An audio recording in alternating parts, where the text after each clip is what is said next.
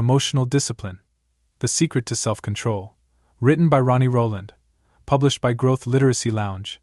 Imagine standing in a heated argument, your pulse racing, your mind clouded with frustration. You want to lash out, say something sharp, or walk away in anger. But what if, instead, you paused?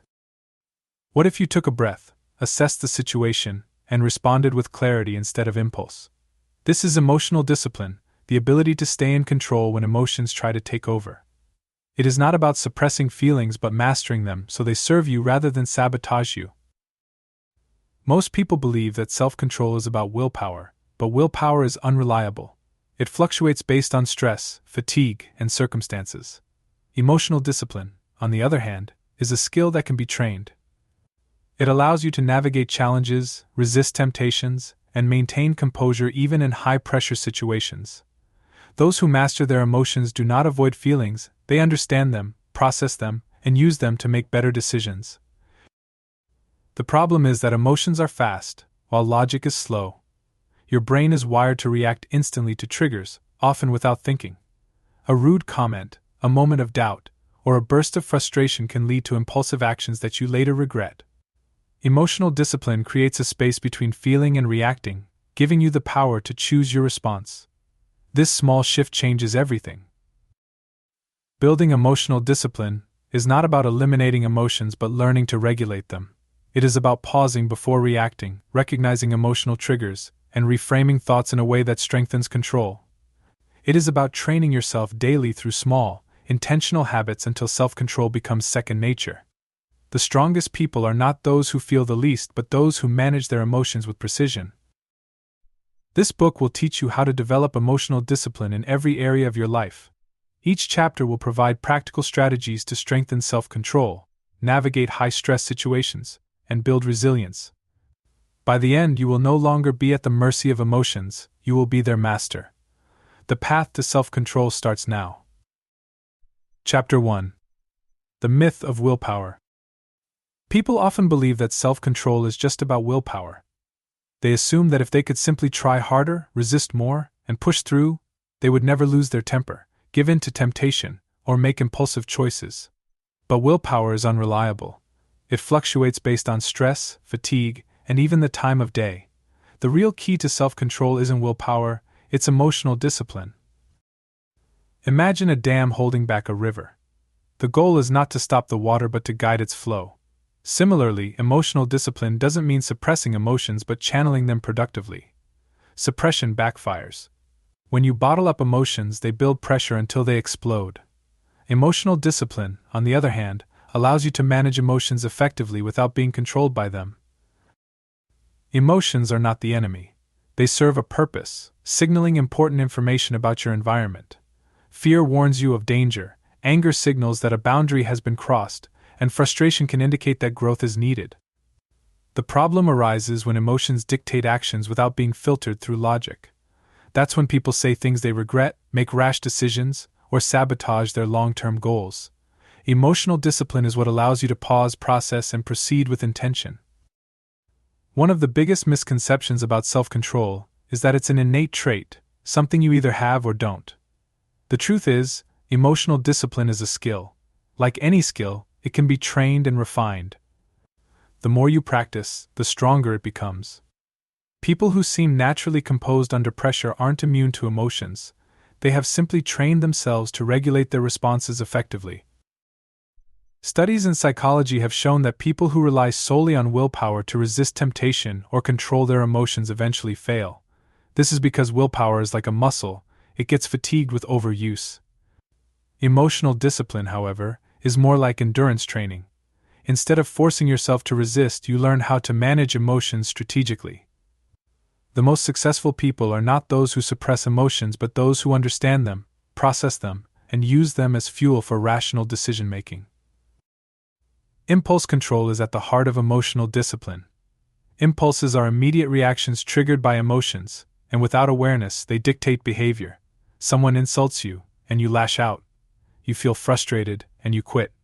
You crave something, and you indulge without thinking. These automatic reactions happen when emotions overpower reason. Emotional discipline trains you to recognize the impulse, pause, and make a conscious choice rather than reacting blindly. The first step in developing emotional discipline is recognizing that your emotions do not define your actions. Just because you feel something doesn't mean you have to act on it. Feeling anger doesn't mean you have to yell. Feeling anxious doesn't mean you have to avoid something. Feeling tempted doesn't mean you have to give in. The space between emotion and action is where discipline is built. The second step is training yourself to delay reactions. This is why techniques like taking a deep breath, counting to 10, or stepping away from a situation are so effective. They create space between feeling and doing. That space is where logic can step in, where you can analyze the situation objectively instead of reacting impulsively. The longer you can sit with an emotion without acting on it, the stronger your emotional discipline becomes. Over time, emotional discipline changes how you experience emotions. Instead of feeling overwhelmed, you start observing your emotions like an outsider. You notice the frustration rising, but instead of letting it control you, you assess it. Why am I feeling this way? What's the best course of action? This shift in mindset makes all the difference. People with strong emotional discipline don't avoid emotions, they master them.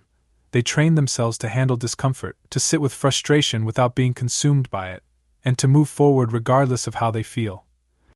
This is what separates those who succeed from those who get stuck.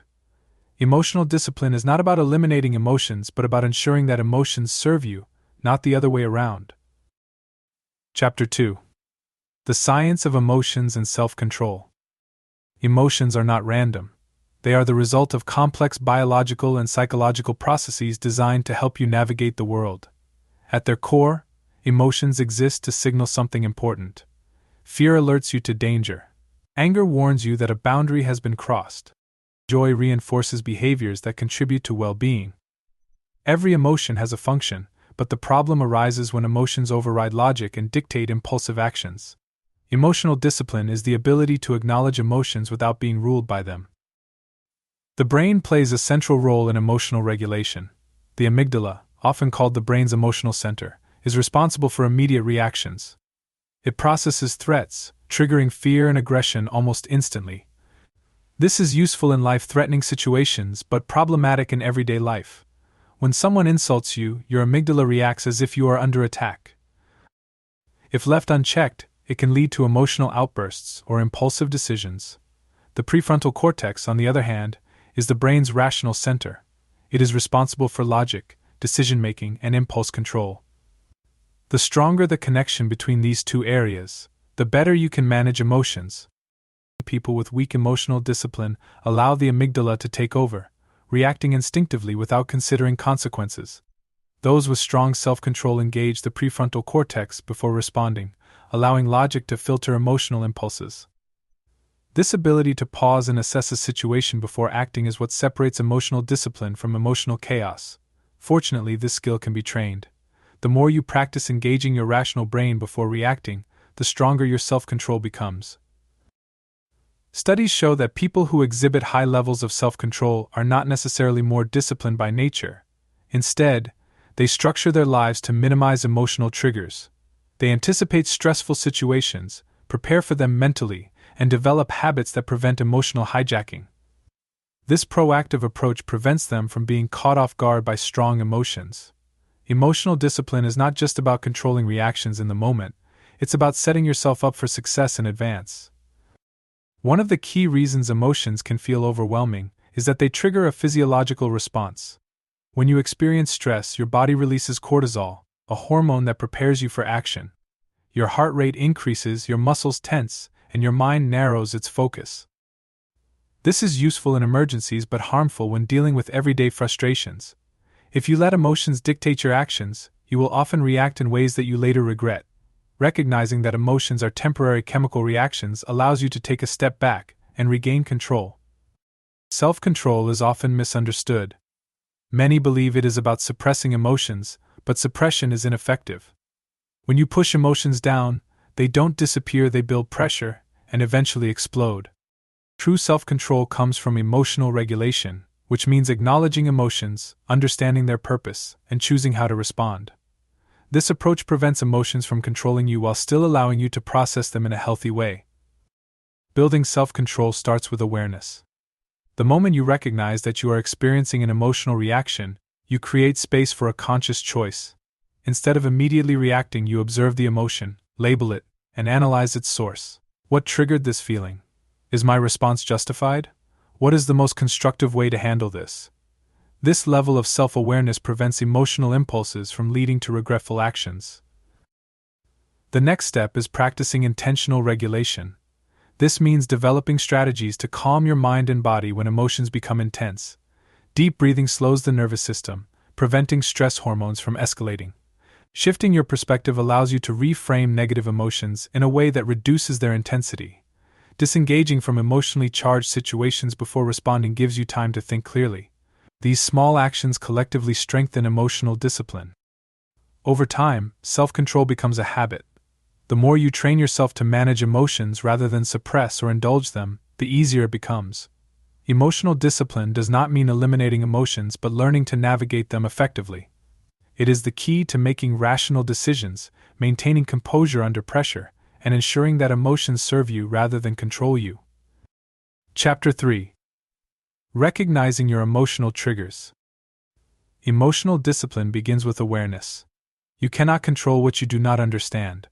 One of the primary reasons people struggle with self-control is that they fail to recognize their emotional triggers. These triggers are specific situations, people, or patterns that provoke strong emotional reactions. Without awareness, you will continue to react impulsively, repeating the same mistakes. But once you identify your triggers, you can prepare for them, neutralize their impact, and respond with intention rather than emotion. Triggers vary from person to person. Some people lose control when they feel disrespected. Others react strongly to rejection, criticism, or perceived failure. Stress, exhaustion, and hunger also lower emotional discipline, making people more reactive. Triggers can be external, like a person's words or tone, or internal, like a negative thought or past experience. Identifying your triggers requires careful observation. Every time you feel an emotional reaction rise, take a moment to analyze what caused it. Was it the situation itself or your interpretation of it? Did the same thing trigger you in the past? Patterns will begin to emerge, revealing the emotional blind spots that have been controlling you. The brain processes triggers through associations. When a past negative experience resembles a present situation, your brain reacts as if the past is repeating itself. This is why emotional reactions often feel automatic. Your brain is not responding to the present moment, it is reacting to memories, assumptions, and unconscious fears. Recognizing this allows you to break free from emotional autopilot. Instead of immediately reacting, you can pause, assess the situation objectively, and choose a response that aligns with your long-term goals. Many triggers come from unresolved emotions. If you have not processed anger, disappointment, or fear from past experiences, those emotions will resurface in new situations. This is why some people overreact to minor inconveniences. It is not the small event itself but the accumulation of past unresolved emotions. A comment that seems harmless to others may trigger a strong reaction in you because it reminds you of something painful from your past. Emotional discipline requires honest self-examination. What past experiences still affect you? What wounds need healing? The more you understand yourself, the less control triggers will have over you. Once you have identified your triggers, the next step is preparing for them. The key to emotional control is not avoiding triggers but learning to manage them. If you know that certain situations make you reactive, you can develop a plan to handle them differently. This might mean reminding yourself to take a deep breath before responding, choosing not to engage in an argument, or mentally reframing the situation in a way that reduces its emotional impact. Preparation reduces impulsivity and increases self-control. Another effective strategy is exposure. The more you expose yourself to a trigger in a controlled way, the less power it has over you. If public speaking makes you anxious, practice speaking in small groups until your fear subsides. If criticism triggers defensiveness, seek out feedback intentionally and train yourself to view it objectively. Emotional discipline is built through repeated exposure and deliberate response. Over time, what once triggered an intense reaction will feel manageable, and eventually, it will stop affecting you altogether. Self-awareness is your greatest weapon against emotional reactivity. People who lack self-awareness live in a constant cycle of reaction, never understanding why they feel the way they do. Those who cultivate awareness gain power over their emotions instead of being controlled by them. Recognizing your triggers does not mean eliminating emotions. It means developing the ability to acknowledge them, understand them, and make rational choices despite them. This is the foundation of emotional discipline and the path to true self-control. Chapter 4. The Pause Principle: Creating Space Before Reacting. Emotional reactions happen in an instant. One moment, everything is fine. The next, you are angry, frustrated, or overwhelmed. In these moments, logic fades and emotions take control. This is when people say things they regret, make impulsive choices, or act in ways that sabotage their long-term goals. The key to emotional discipline is learning to pause before reacting. The ability to create space between emotion and action is what separates those who are controlled by their emotions from those who control them. The brain is wired for speed. The amygdala, the brain's emotional center, processes threats in milliseconds. This was useful in ancient times when survival depended on quick reactions. But in modern life, most threats are psychological, not physical. A rude comment, a stressful email, or an unexpected setback triggers the same fight-or-flight response as a real danger. Without intervention, the amygdala hijacks rational thinking, leading to impulsive reactions. The pause principle stops this process, allowing the rational brain to regain control. Pausing does not mean ignoring emotions. It means giving yourself a moment to assess whether your reaction is appropriate. Many emotional impulses fade quickly if not acted upon. Anger that feels overwhelming in the moment often weakens with time. Frustration that seems unbearable can lose its intensity. By delaying your response, you allow emotions to settle before they dictate your actions. This small gap between feeling and acting changes everything. There are many ways to implement the pause principle. One of the simplest is deep breathing. When emotions rise, take a slow breath in, hold it for a few seconds, and exhale. This activates the parasympathetic nervous system, which calms the body and mind. Another method is counting. Counting to 10 before responding to an emotional trigger creates a brief but powerful delay. If possible, physically stepping away from the situation adds an extra layer of control. Walking away for even a minute allows you to reset your emotional state before deciding how to respond. Pausing also gives you time to reframe your perspective. Instead of reacting instantly, you can ask yourself important questions. Is this situation as bad as it seems? Will this matter tomorrow, next week, or next year? Am I making assumptions that may not be true? What is the most productive way to handle this? These questions force your brain to shift from emotional reactivity to logical reasoning. The pause principle is especially powerful in high-stakes situations. A heated argument, a stressful negotiation, or a moment of frustration at work can lead to impulsive reactions that have lasting consequences. In these moments, pausing can be the difference between maintaining control and losing it. When someone insults you, pausing allows you to decide whether responding is worth it. When you feel the urge to quit out of frustration, pausing helps you remember your long-term goals. The ability to delay emotional reactions is a superpower. Training yourself to pause takes practice. The brain is conditioned to react automatically, and breaking this habit requires conscious effort. Start with small moments. When you feel irritated by a minor inconvenience, pause before responding. When you feel tempted to react emotionally to a text message, wait a few minutes before replying. Over time, these small pauses add up, strengthening your ability to remain composed in more challenging situations. Emotional discipline is not about suppressing emotions but managing them effectively. Pausing before reacting does not mean you ignore your feelings. It means you take control of them rather than letting them control you. The more you practice the pause principle, the more natural it becomes. Eventually, you will find that emotional impulses no longer dictate your behavior. You will respond with intention, clarity, and self-control. This is the foundation of true emotional mastery. Chapter 5. Reframing emotional responses. Your emotions are powerful, but they do not have to control you. Most people assume that feelings are fixed, that anger, frustration, or disappointment are inevitable reactions to specific events. In reality, emotions are shaped by perception. The way you interpret a situation determines how you feel about it. Emotional discipline is not about eliminating emotions but reframing them in a way that serves you rather than sabotages you.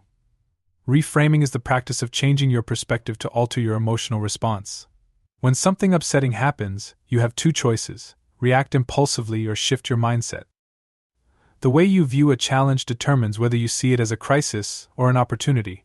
The meaning you assign to an event controls how you experience it. By learning to reframe emotions, you take back control. Consider frustration. Many people experience frustration as a sign of failure, leading to discouragement and quitting. But frustration can also be a sign of progress. It means you are pushing yourself beyond your current abilities. Reframing frustration as a signal of growth changes the way you respond to it. Instead of feeling defeated, you feel motivated. The event does not change, but your perception of it does. Reframing works with all emotions. Instead of seeing fear as a warning to retreat, view it as a signal that you are stepping outside your comfort zone. Instead of seeing criticism as an attack, treat it as valuable feedback that can help you improve. Instead of interpreting setbacks as proof of failure, recognize them as lessons that will make you stronger. Emotions are not absolute, they are interpretations. Change the interpretation, and you change the emotion. One of the most powerful reframing techniques is asking better questions. When emotions take over, the mind tends to focus on the worst-case scenario. Why is this happening to me? Why do things always go wrong? These questions reinforce a negative mindset. Instead, shift your focus with more empowering questions. What can I learn from this? How can I turn this into an advantage? What would a calm and disciplined version of myself do right now?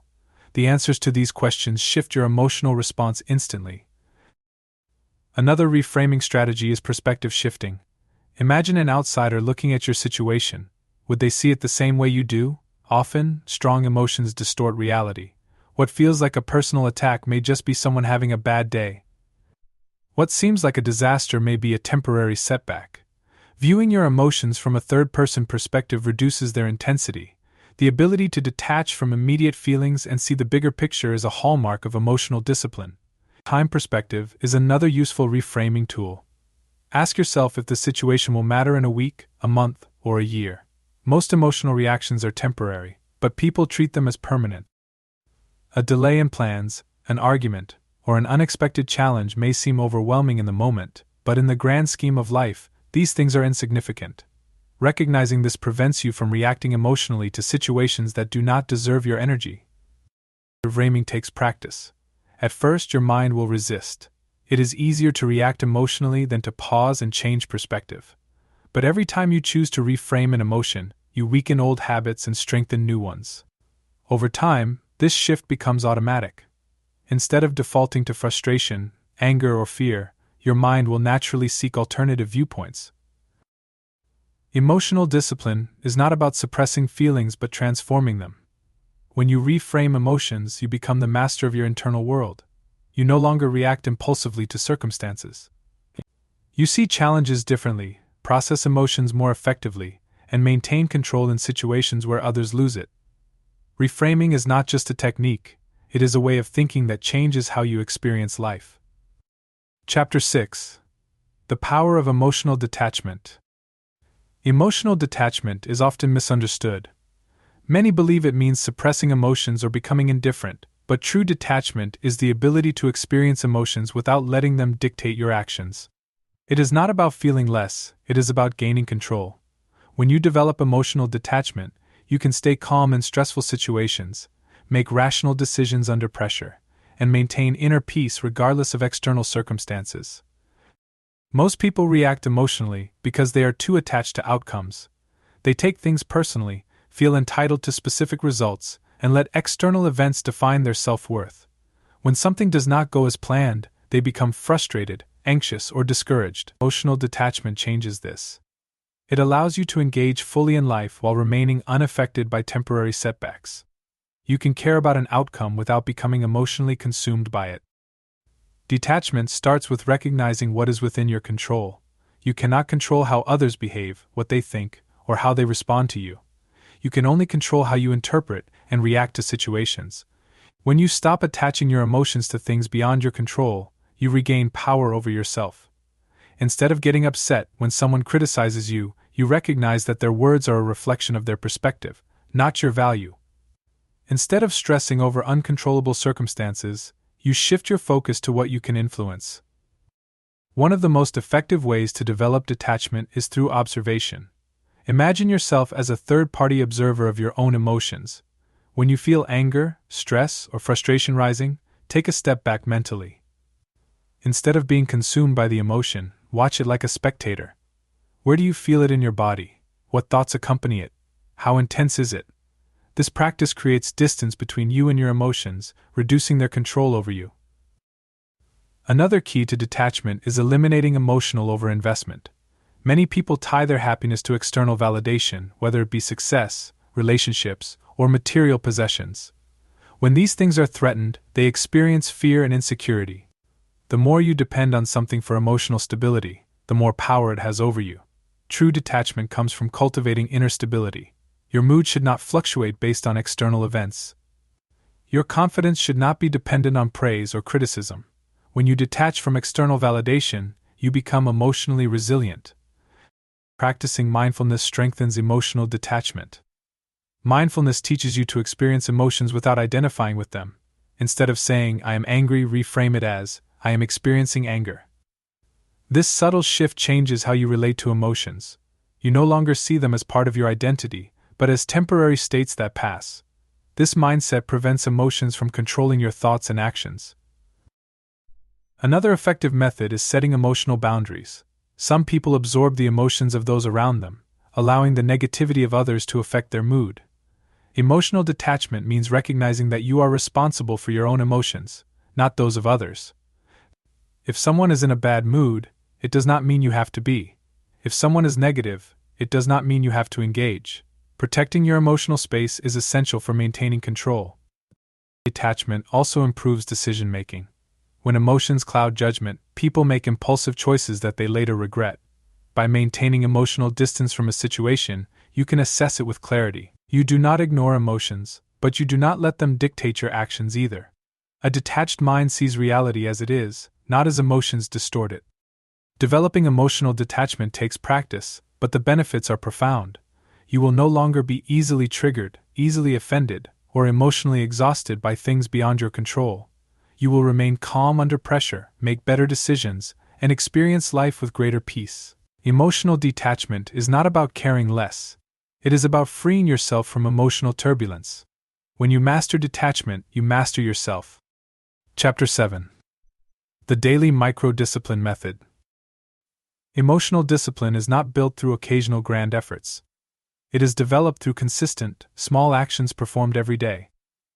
People often assume that self-control requires dramatic sacrifices, but in reality, the most effective way to strengthen emotional discipline is through micro-disciplines, small, intentional habits that reinforce control over impulses and emotions. These micro-disciplines, when practiced daily, accumulate into an unshakable foundation of self-mastery. The power of micro-discipline lies in repetition. Every time you resist an emotional impulse, you strengthen your ability to maintain control in more significant moments. The key is not to start with overwhelming challenges but to train yourself in small, manageable ways. For example, choosing not to check your phone the moment you feel the urge strengthens impulse control. Taking a deep breath before responding to an emotional trigger teaches you to pause, rather than react. Each of these small practices builds mental resilience over time. Training yourself to wait before reacting is one of the most powerful micro-disciplines. Instead of giving in to frustration the moment it rises, hold back, let it settle before responding. If the urge to vent takes over, pause for a few minutes and let clarity take the lead. When distractions tempt you, resist the impulse for a short while before allowing yourself to engage. Every small delay strengthens your ability to stay in control, rather than be controlled. These small acts of patience strengthen your ability to control emotional impulses, rather than be controlled by them. The more you train yourself to delay gratification in minor moments, the easier it becomes in more significant situations. Another powerful micro-discipline is controlling your speech.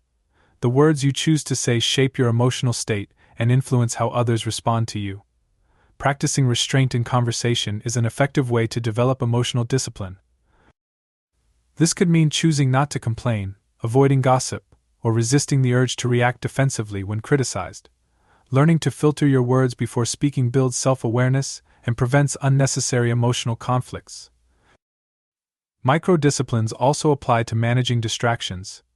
Many people struggle with focus because they allow themselves to react to every notification, message, or urge to check social media. Training yourself to resist these small distractions strengthens overall discipline. If you feel the impulse to check your phone while working, wait a few minutes. If you are tempted to procrastinate, commit to just 5 more minutes of effort before taking a break. These small moments of control reinforce the ability to stay focused despite emotional urges. Body language and posture also play a role in emotional discipline. The way you carry yourself affects how you feel and how others perceive you. Standing tall, maintaining steady eye contact, and controlling facial expressions influence emotional stability. When you practice micro-disciplines related to posture and composure, you send a message to your mind that you are in control, which reinforces emotional stability in challenging situations. Training yourself to tolerate discomfort is another essential micro-discipline. People often seek immediate relief from discomfort, whether it be emotional, physical, or mental. However, learning to endure small discomforts without reacting impulsively strengthens resilience. This could mean holding your posture when you feel the urge to slouch, staying in an uncomfortable situation instead of avoiding it, or embracing silence instead of filling it with unnecessary words.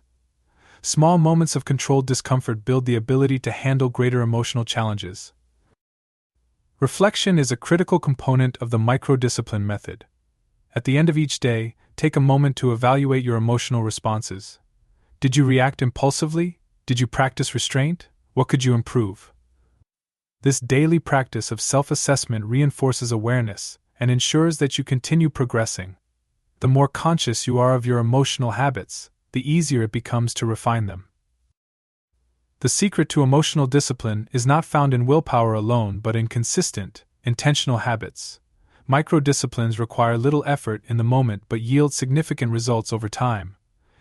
Small daily practices accumulate, creating a foundation of control, resilience, and self-mastery. Those who commit to mastering micro-disciplines find that emotional discipline is no longer a struggle but a natural way of being. Chapter 8. The Mental Reset: Handling Overwhelming Emotions. No matter how disciplined you become, there will be moments when emotions feel overwhelming. Stress, frustration, or disappointment can cloud your thinking, making it difficult to maintain control.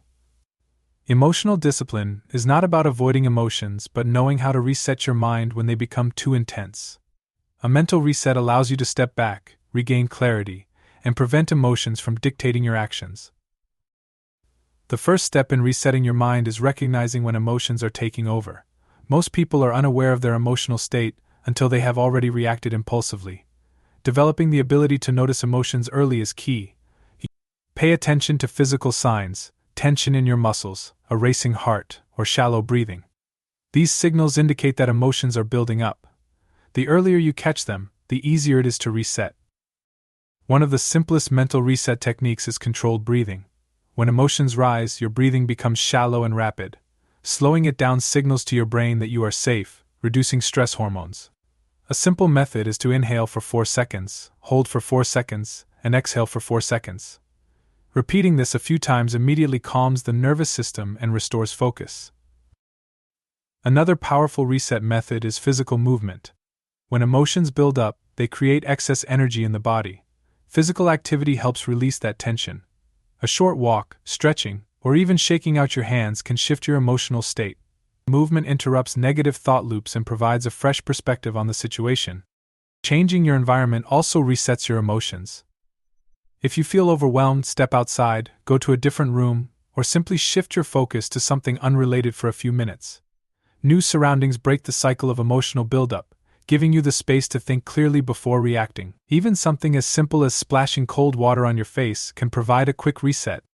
Reframing your thoughts is another critical mental reset tool. When emotions feel intense, your mind often exaggerates the situation. You might think, "This is a disaster," or "I can't handle this." These thoughts fuel emotional intensity. Instead, challenge them. Ask yourself, "Is this really as bad as it seems? Or what can I learn from this?" Shifting your perspective reduces the emotional charge and helps you regain control. Journaling can also serve as an effective reset. Writing down your thoughts and emotions helps you process them objectively. When emotions remain in your mind, they can feel overwhelming. Putting them on paper externalizes them, making them easier to analyze. Even a few sentences about what you are feeling and why can bring clarity and reduce emotional intensity. Visualization is another powerful reset technique. Close your eyes and picture yourself in a calm, peaceful place. Imagine yourself handling the situation with confidence and control. This mental exercise helps shift your emotional state from reactive to composed. Your brain responds to mental imagery as if it were real, making visualization a useful tool for emotional regulation. Having a personal reset phrase can also help. A short, calming statement like "I am in control" or "this will pass" serves as a grounding reminder. Repeating it in stressful moments reinforces emotional discipline and prevents impulsive reactions. A structured nighttime reset routine ensures that emotions from the day do not carry over into the next. Before bed, take a few moments to reflect, journal, or meditate. This clears the mind and strengthens emotional resilience over time. Ending the day with a reset prevents lingering emotions from accumulating, making self-control easier the next day. Emotional discipline is not about avoiding emotional intensity but knowing how to reset when emotions become overwhelming. Practicing reset techniques daily strengthens your ability to remain composed in any situation. Mastering the mental reset allows you to face challenges with clarity, control, and confidence. Chapter 9. The role of environment in emotional discipline. Your environment plays a crucial role in shaping your emotional responses. The people you interact with, the places you spend time in, and the information you expose yourself to all influence your emotional state. Often people think of emotional discipline as an internal process, something that happens entirely within the mind.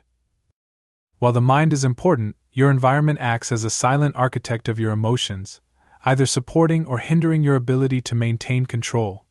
Understanding this dynamic and curating your environment intentionally is a key strategy in developing emotional discipline. One of the most immediate ways your environment affects you is through the people around you. The energy of others can be contagious, especially in emotionally charged situations. If you are surrounded by negativity, stress, or hostility, it becomes much harder to remain calm and composed. People who constantly complain, criticize, or react impulsively can trigger similar responses in you. Conversely, being around positive, grounded individuals can help you stay calm and focused, even in difficult situations. Being aware of your social circle and the emotional dynamics at play is the first step in creating a supportive environment for emotional discipline. If you find that certain people consistently drain your energy or cause emotional upheaval, it's important to set boundaries. This could mean limiting time spent with these individuals, being mindful of the topics discussed, or even distancing yourself during emotionally volatile moments. The physical environment in which you spend time also has a profound impact on your emotional state. Cluttered, chaotic, or stressful spaces can create a sense of overwhelm and distract from emotional regulation. On the other hand, calm, organized spaces can promote focus and tranquility. Creating an environment that fosters emotional discipline begins with simplicity. Reduce clutter, create designated spaces for work and relaxation, and ensure that your environment is conducive to your mental well-being. This might include having a peaceful corner to meditate, a clean desk for productive work, or even plants and soothing colors to reduce stress. Information consumption is another powerful environmental factor. In the age of constant media bombardment, it's easy to allow negative news, social media, or even excessive entertainment to shape your emotional responses. If you consume content that is emotionally charged, whether it's news that induces anxiety or social media that sparks comparison and dissatisfaction, it's no wonder that your emotional regulation suffers. To practice emotional discipline, curate the information you expose yourself to. Choose media that is uplifting, educational, or calming.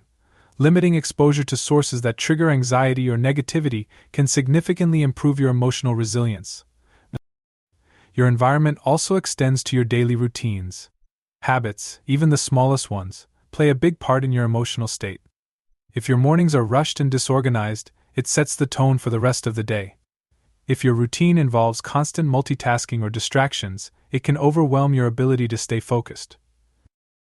Setting up a daily routine that includes time for reflection, mindfulness, and self-care provides the foundation for emotional stability. Prioritize time for activities that center you, such as exercise, journaling, or quiet time for yourself. A well-structured routine helps reduce stress and builds emotional strength over time. Your environment isn't just external, it's also internal. Your thoughts, beliefs, and self-talk create an emotional environment that can either promote or hinder self-control. Negative self-talk, self-doubt, or unrealistic expectations can create a toxic inner environment, making it difficult to stay disciplined. Cultivating a positive and balanced internal environment begins with awareness of your thoughts and emotions. Practice mindfulness to observe your internal dialogue and challenge negative or unhelpful beliefs. Replace them with affirmations, realistic expectations, and empowering thoughts that support emotional regulation. Finally, emotional discipline requires periodic reflection and adjustment of your environment. As life changes, so do your emotional needs. What may have been a supportive environment in one phase of your life may no longer be helpful in another. Regularly assess your surroundings, relationships, and daily habits to ensure that they are still contributing to your emotional well-being. If something is draining your energy or triggering unhealthy emotional responses, it's time to make adjustments. Creating an environment that fosters emotional discipline is an ongoing process. It requires intention, awareness, and consistent effort. By curating the spaces you inhabit, the people you engage with, and the information you consume, you set yourself up for success in maintaining emotional control. Emotional discipline is not just about controlling your internal world, it's about shaping your external world to support your goals of self-mastery. Chapter 10. Emotional Resilience, Training Yourself to Bounce Back. Emotional discipline is not just about control in the moment, it is also about resilience. No matter how strong your self-control is, life will test you. Unexpected setbacks, disappointments, and failures will challenge your emotional stability. The ability to recover from these moments without losing your composure is what separates those who stay strong from those who spiral into negativity. Emotional resilience is the ability to bounce back quickly and maintain control even after facing adversity. The resilience begins with perspective. When something goes wrong, most people react emotionally, dwelling on frustration, anger, or disappointment. They focus on what went wrong instead of what they can do next. Emotionally resilient individuals shift their focus immediately to solutions. They recognize that dwelling on problems does not change them. Instead of seeing setbacks as permanent obstacles, they view them as temporary challenges that can be overcome with the right mindset. One way to build resilience is by reframing setbacks. When faced with failure, instead of thinking, "I am not good enough," shift the thought to, "What can I learn from this?" Every difficult situation contains a lesson. Emotionally resilient people extract value from negative experiences, rather than allowing them to destroy their confidence. They see failures as opportunities to grow rather than as proof of inadequacy. This mental shift allows them to recover quickly instead of getting stuck in emotional distress. Another key component of resilience is emotional flexibility. Many people struggle because they resist change. They expect life to follow a certain path, and when things do not go as planned, they become overwhelmed. Emotional resilience means accepting that change is inevitable and adapting to new circumstances without losing control. The ability to adjust your mindset and expectations in response to challenges makes it easier to maintain emotional balance. Practicing self-regulation in small ways strengthens resilience over time. If you let minor inconveniences ruin your mood, larger setbacks will feel unbearable. Training yourself to stay calm in everyday situations prepares you for bigger challenges. If traffic makes you angry, practice letting go of frustration. If criticism bothers you, train yourself to see it as feedback instead of an attack. These small exercises condition your mind to handle bigger challenges with composure. Resilience also requires emotional endurance. Some situations do not resolve quickly, and maintaining self-control over an extended period is necessary.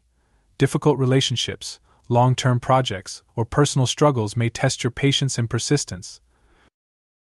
Developing endurance means strengthening your ability to stay disciplined even when solutions are not immediate. This is why habits like meditation, deep breathing, and journaling are useful. They train your mind to stay steady even in prolonged adversity. The way you speak to yourself during tough times also impacts resilience. Negative self-talk weakens emotional stability.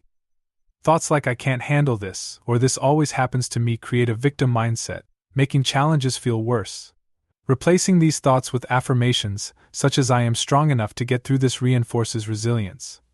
The words you use shape your emotional experience, so choose them carefully. Building emotional resilience is a lifelong process.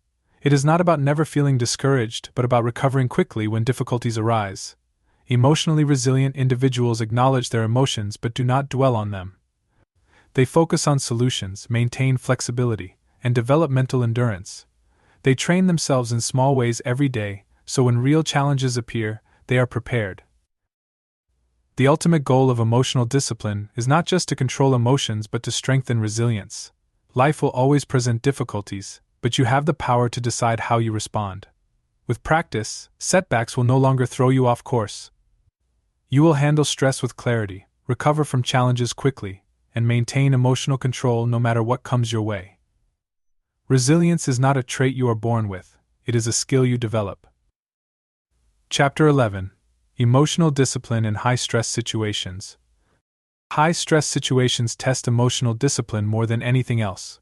When pressure rises, emotions intensify, and without control they can lead to impulsive decisions, regretful actions, or overwhelming anxiety. The ability to stay composed in stressful moments is what separates emotionally disciplined individuals from those who react instinctively. Training yourself to manage emotions under stress ensures that no situation, no matter how intense, can break your control. The first key to handling high-stress situations is preparation. Stress is often amplified by uncertainty. When you do not have a plan, your brain perceives a situation as more threatening. Preparing in advance reduces emotional reactivity. This means practicing responses to potential stressors, developing contingency plans, and mentally rehearsing calm reactions. When you know what to expect, you feel more in control, making it easier to regulate your emotions.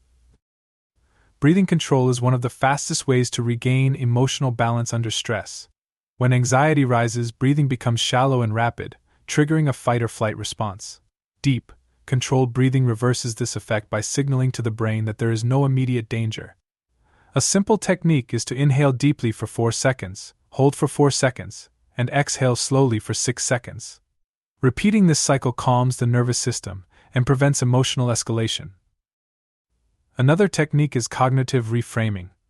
High-stress situations often create worst-case scenario thinking, making problems seem bigger than they are. Instead of viewing stress as an enemy, reframe it as a challenge. Stress is a sign that something important is happening, and how you handle it determines the outcome. When you shift from fear-based thinking to opportunity-based thinking, stress becomes something you can control rather than something that controls you. Physical posture also plays a role in emotional discipline under stress. When people feel overwhelmed, they tend to hunch over, tighten their muscles, and avoid eye contact. This posture reinforces stress signals in the brain. Standing tall, relaxing your shoulders, and maintaining an open posture can help you feel more confident and in control. Small physical adjustments can have a profound impact on emotional stability. Managing stress in conversations is another important skill. Arguments, confrontations, or high-pressure discussions can trigger emotional reactions that lead to regrettable words or defensive behavior. The key is to pause before speaking.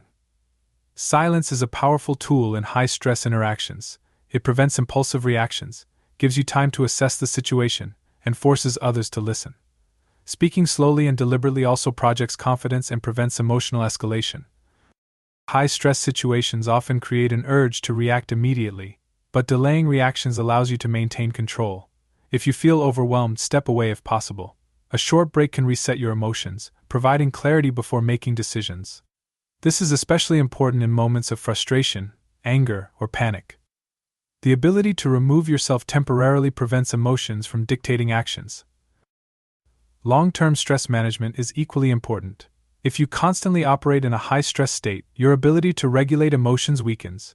Regular exercise, meditation, and healthy routines strengthen your capacity to handle pressure. The stronger your baseline emotional discipline, the more control you have in stressful situations. No one is immune to stress, but not everyone responds the same way. Emotionally disciplined individuals do not avoid stress, they master their reactions to it. They prepare for high-pressure moments, control their breathing, reframe their thoughts, and manage their posture. They know when to speak, when to stay silent, and when to step away. Over time, handling stress becomes second nature. It no longer feels overwhelming because they have trained themselves to remain composed. Mastering emotional discipline in high-stress situations requires practice, but the rewards are invaluable. When you develop the ability to stay calm under pressure, you gain an advantage in every area of life. Stress no longer controls you, you control it. Take care and be well.